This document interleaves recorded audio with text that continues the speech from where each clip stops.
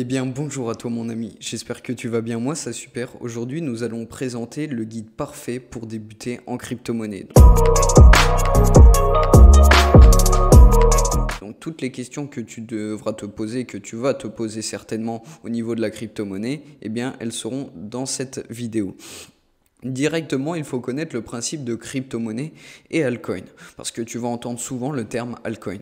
En fait, c'est très simple, le Bitcoin a été la première crypto-monnaie, qui a marché en tout cas.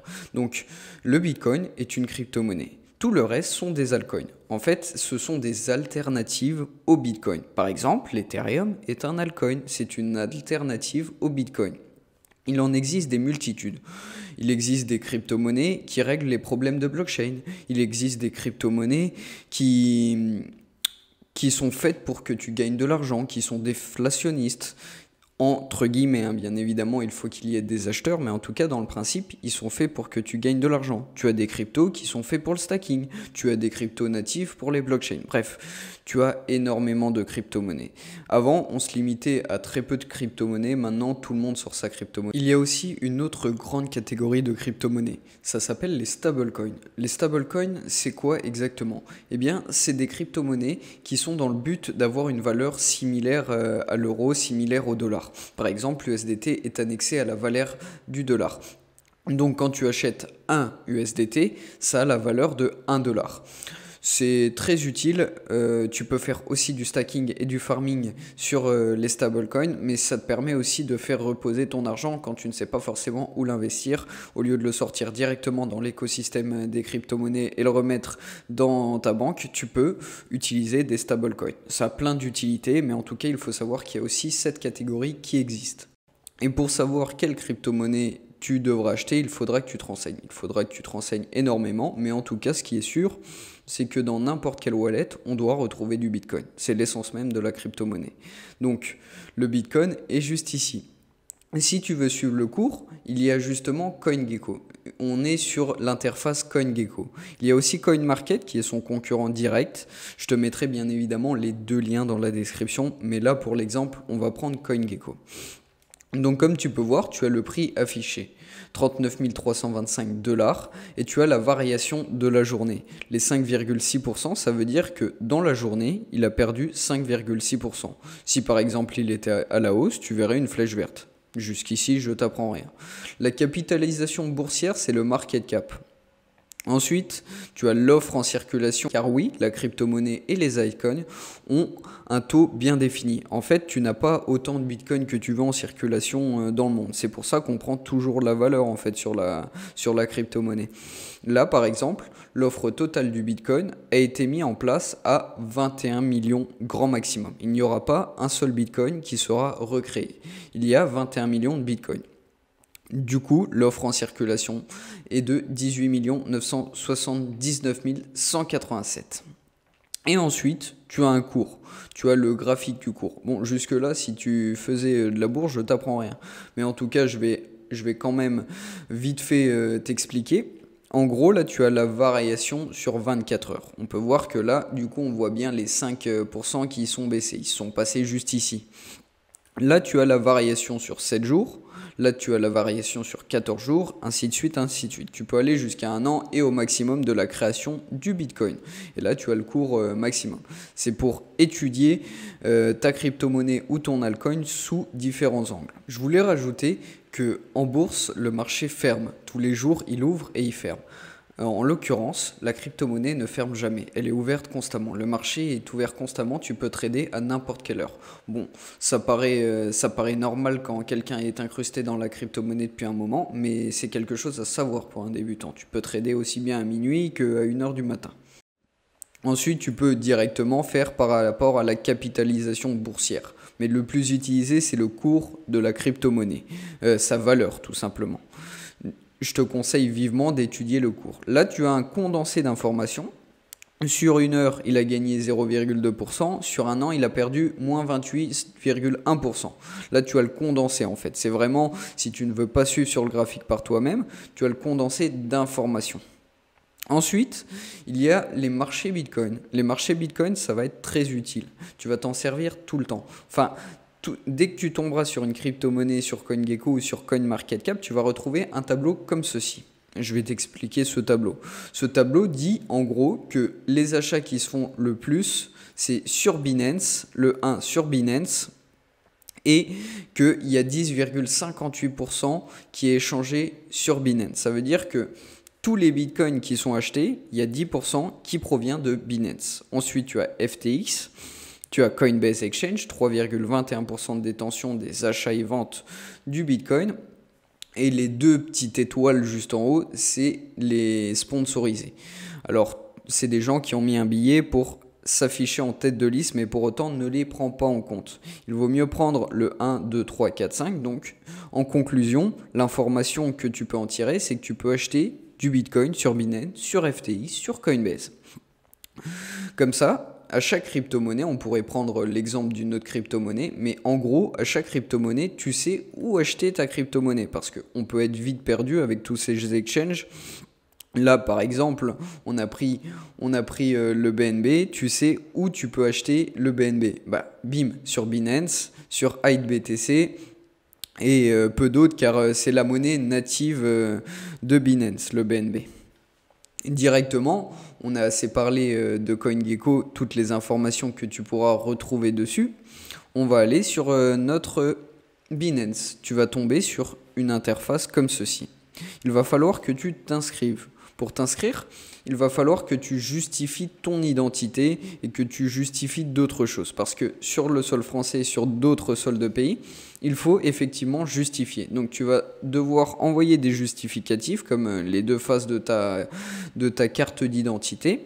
Il va y avoir un petit temps de latence sur n'importe quel exchange.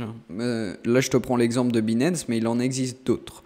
Tu vas avoir un petit temps de latence et ensuite tu vas pouvoir accéder à ton Binance. Directement, avant toute chose, je te conseille vivement de mettre une identification à plusieurs facteurs. Tu dois le faire certainement sur d'autres comptes, mais là, vu que c'est de la finance, je t'invite fortement à mettre l'identification à plusieurs facteurs. Par exemple, dès que tu vas vouloir te connecter, ça va te demander un code de validation sur ton téléphone, un code de validation sur ton email, un code de validation Google Authentificator. Moi, j'en ai mis 3 personnellement. Après, bon, c'est sûr que tu perds un peu de flexibilité au niveau de l'achat. Tu perds du temps, c'est sûr. Mais il vaut mieux, quand on parle de finance, sécuriser un maximum. Surtout que les wallets Binance, en fait, sont pas faits pour stocker de la crypto-monnaie. Pour le moment, tu débutes. Je pense que ça sert à rien de te faire chier avec ces termes-là, mais en tout cas, Binance, c'est un hot wallet.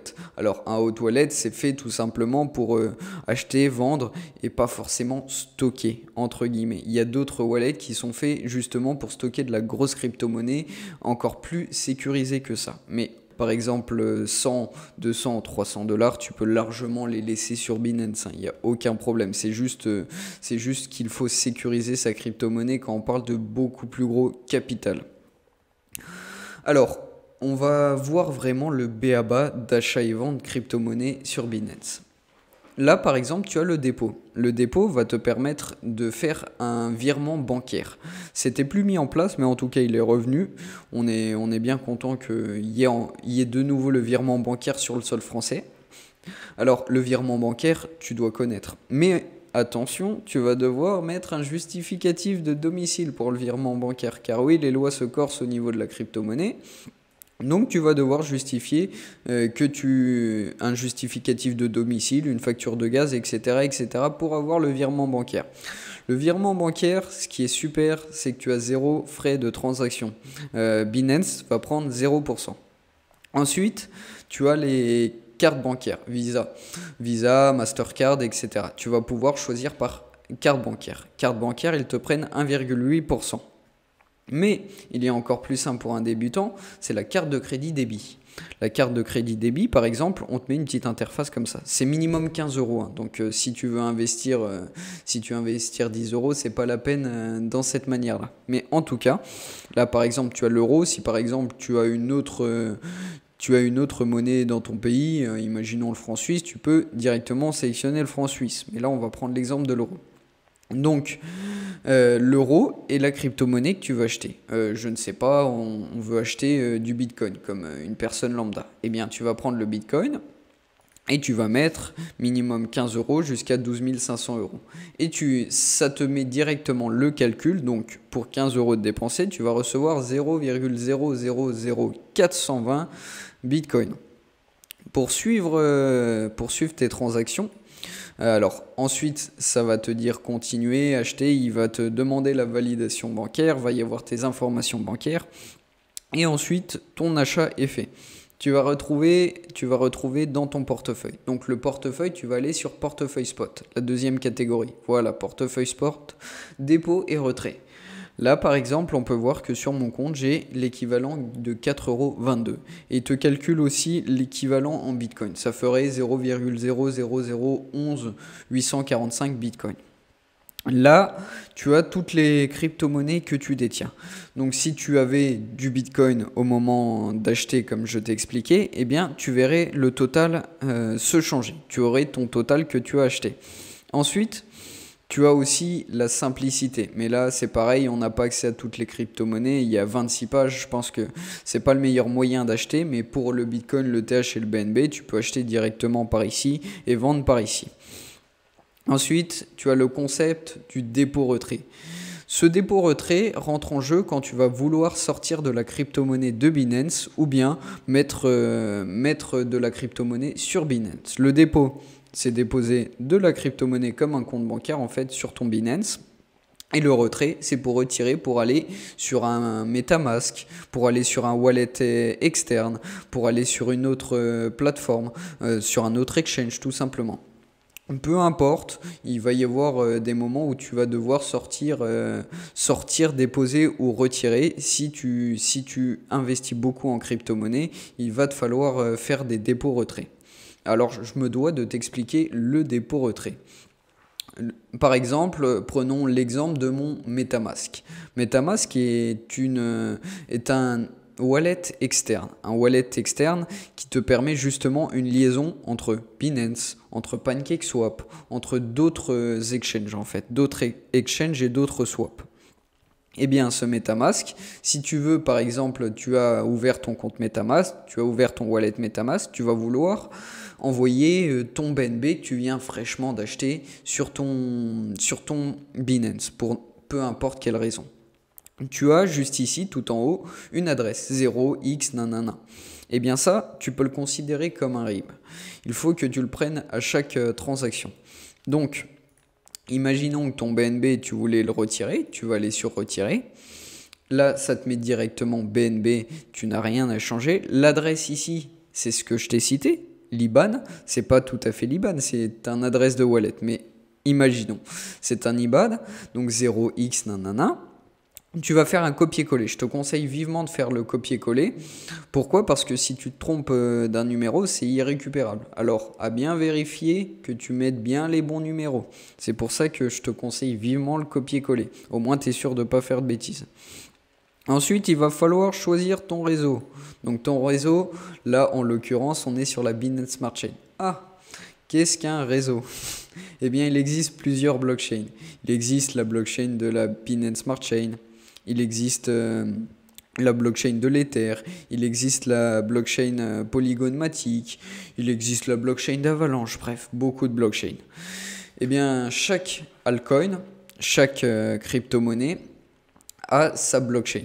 Il y en a plusieurs qui sont répertoriés. Bien évidemment, tu n'as pas qu'un altcoin et une crypto-monnaie sur une blockchain, mais en tout cas, il faut savoir que certaines seront sur la Binance Smart Chain, certaines seront sur l'Ethereum, sur la blockchain de l'Ethereum, certaines seront sur Polygon Matic, certaines seront sur Avalanche. Bref, tu as compris le principe, mais en tout cas, il ne faut pas se tromper au niveau des transactions. Là, le BNB, c'est sur la Binance Smart Chain.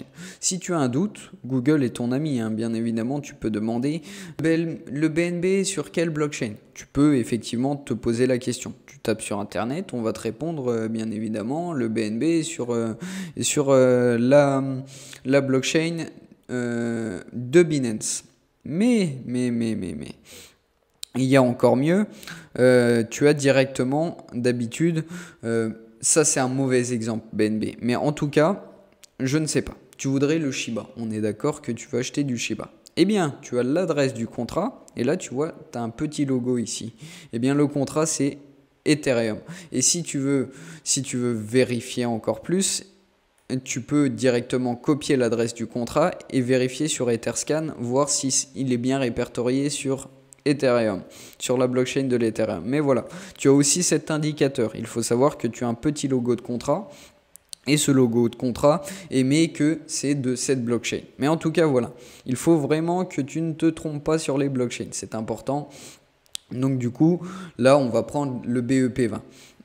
Ici, tu as des frais de gaz. Les frais de gaz, c'est ce que va te prendre en fait pour faire la transaction. Car oui, en banque, tout est simplifié. Ici, c'est décentralisé. Donc ça veut dire que pour ta transaction, il y a des gens qui vont vérifier ta transaction, qui vont faire des calculs, qui vont vérifier. Et ces gens-là, il faut bien les payer. C'est pour ça qu'il existe des frais de transaction. Les frais de transaction, là par exemple sur la Binance Smart Chain, c'est 5 minutes. Tu as à peu près, bon en général ça met moins de temps que ce qui est affiché. Mais en tout cas là tu as 5 minutes et tu as l'équivalent de ce qu'ils vont te prendre. Ils vont te prendre 17 centimes par transaction. Donc vraiment, si tu as des transactions à faire, faut vraiment que tu aies l'utilité, hein, parce qu'à chaque fois tu vas être taxé, hein, que tu fasses de Binance à un autre wallet, d'un autre wallet à Binance ou peu importe, eh bien tu vas être taxé à chaque fois. Tu vas payer des frais de gaz à chaque fois. Du coup, tu vas choisir ta BNB. Là, il va te dire, êtes-vous sûr que c'est bien sur le réseau Binance Smart Chain? Tu dis oui, je suis sûr. Parce que oui, si tu te trompes, après, la crypto-monnaie est perdue, comme je t'ai expliqué. Donc, il faut bien que tu fasses attention au blockchain. Et du coup, ensuite, ça va te faire ton retrait dès que tu auras mis l'adresse. Et ton retrait sera effectif sur MetaMask. Ensuite, si tu veux suivre ton retrait, tu peux aller directement sur BSC Scan. BSC Scan, eh bien, c'est tout ce qui répertorie les transactions qui se passent sur la Binance Smart Chain, sur la blockchain de Binance. Du coup, tu vas taper ton adresse. Par exemple, ton adresse MetaMask que tu avais copié-collé. Tu vas la coller et tu vas voir une interface à peu près comme celle-ci. Donc tu vas voir ton adresse juste ici, qui du coup Binance en l'occurrence, qui va sur MetaMask juste ici. From va sur ton adresse MetaMask.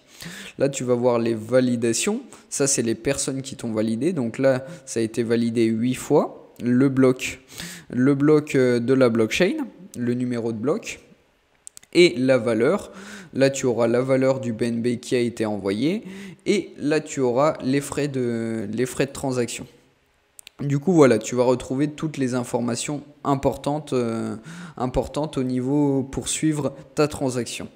Mais si c'était sur une autre blockchain, il existe les scans pour toutes les blockchains. Etherscan, c'est pour la blockchain de l'Ethereum. BTC Scan, c'est pour la blockchain du Bitcoin. Bref, tu vas pouvoir suivre toutes tes transactions. Ceci est utile si jamais tu te dis de ne pas stresser en fait. Ça met un moment à venir dans mon wallet. Et bien pour suivre la transaction, tu as BSC Scan, tu as Etherscan, tu as BTC Scan. C'est utile justement pour ça. Ou bien tu envoies un ami pour justifier de ta transaction. Tu peux lui envoyer le BSC Scan, l'Etherscan, enfin en l'occurrence de ta transaction. Voilà pour le principe des transactions retrait et achat. Ensuite, qu'est-ce qu'il y a d'autre d'important à savoir? Eh bien, là par exemple sur MetaMask, tu n'as pas à te soucier de la blockchain, entre guillemets. Ça veut dire que tu as envoyé ton BNB, même si tu n'avais pas sélectionné juste en haut Binance Smart Chain, ça l'aurait quand même envoyé dans ta Binance Smart Chain. Mais il faut savoir que certains wallets ne sont faits que pour Ether, ne sont faits que pour ceci. Donc il va bien falloir que tu sélectionnes tes réseaux. Là par exemple, tu vas retrouver sur ton MetaMask, réseau principal Ethereum. Tu vas retrouver toutes les crypto-monnaies que tu détiens sur la blockchain de l'Ethereum. Binance Smart Chain et Smart Chain, tu vas retrouver toutes les crypto-monnaies que tu détiens sur la Binance Smart Chain. Tu vas retrouver aussi tout ce que tu détiens sur la blockchain de l'Avalanche. Ensuite, il existe d'autres blockchains. Ajouter un réseau. Si tu veux trader sur d'autres blockchains qui sont non apparentes sur MetaMask, tu vas ajouter un réseau. Et bien évidemment, il va falloir que tu importes le jeton pour qu'il soit disponible sur ton MetaMask. Si le BNB n'était pas disponible, il va falloir que tu fasses importer un jeton et tu vas devoir faire jeton personnalisé, rechercher. Donc tu vas prendre l'adresse du BNB que tu retrouveras sur CoinGecko ou sur CoinMarketCap, l'adresse du contrat juste ici. Là, on prend l'exemple du Shiba, tu vas cliquer ici. Tu vas suivre ici, coller. On a mis directement l'adresse du Shiba. Donc là, tu vois, tu as le Shiba. Tu vas traquer Shiba. Et là, tu as l'adresse du contrat. L'adresse du contrat, eh bien, c'est ça qui te permettra de rajouter sur ton MetaMask le token. Donc si tu n'avais pas le Shiba, tu fais copier. Tu le mets juste ici, jeton personnalisé, adresse du jeton. Là, tu mets le SHIB. Si ça marche pas, en fait, c'est parce qu'on est sur la mauvaise blockchain. C'est pour ça. Non. Annulé. Du coup, tu vas aller sur la blockchain de l'Ethereum parce que le SHIB est sur la blockchain de l'Ethereum et on est en train de mettre une adresse de la blockchain de l'Ether. Du coup, pour ajouter un jeton, tu fais importer un jeton personnalisé, tu mets l'adresse, tu mets le SHIB, du coup, vu qu'il s'appelle le SHIB. Et ça va te le mettre. Là, il me dit que ce jeton est déjà ajouté. Mais en tout cas, il faut savoir que si tu avais un jeton ajouté au niveau de ton MetaMask, ça se passe comme ceci. Et bien évidemment, pour tout ce qui est inaccessible pour échanger des crypto-monnaies en crypto-monnaies, il existe les swaps. C'est la dernière chose que tu dois savoir d'utile. Là, je vais te prendre l'exemple de PancakeSwap parce que moi, j'aime beaucoup PancakeSwap, mais tu en as bien d'autres. Hein. Tu as Uniswap, tu en as d'autres. Ensuite, tu vas pouvoir trader. Là, c'est pareil, c'est un mini exchange en fait. Et là, par exemple, le BNB que tu aurais sur ton MetaMask, tu vas connecter ton wallet MetaMask pour que justement, il repêche tes données de BNB que tu auras envoyées sur ton compte MetaMask. Imaginons que, je ne sais pas, tu veux échanger ton BNB. Prenons l'exemple de n'importe quoi, mais compte de l'Ether. Donc, tu vas passer de deux blockchains, de la Binance Smart Chain à l'Ethereum, la blockchain de l'Ethereum. Du coup, tu vas mettre j'envoie mes 10 BNB en Ethereum. Tu vas recevoir 1,45 Ether contre 10 BNB. Le taux de slippage, c'est ta tolérance de variation du prix. Au moment de ta transaction, le prix varie tout le temps. Les cours ne vont pas s'arrêter. Eh bien, ça veut dire que tu tolères que 10% d'augmentation ou de descente du prix de la crypto-monnaie se passe pendant ta transaction. Et ensuite, tu vas connecter ton wallet et c'est pareil, tu vas payer des frais de transaction. Je voulais te montrer aussi qu'il y avait la même fonctionnalité que tu retrouves sur PancakeSwap sur Binance. Eh bien, tu devras tout simplement aller sur Trader et convertir la façon la plus simple de trader.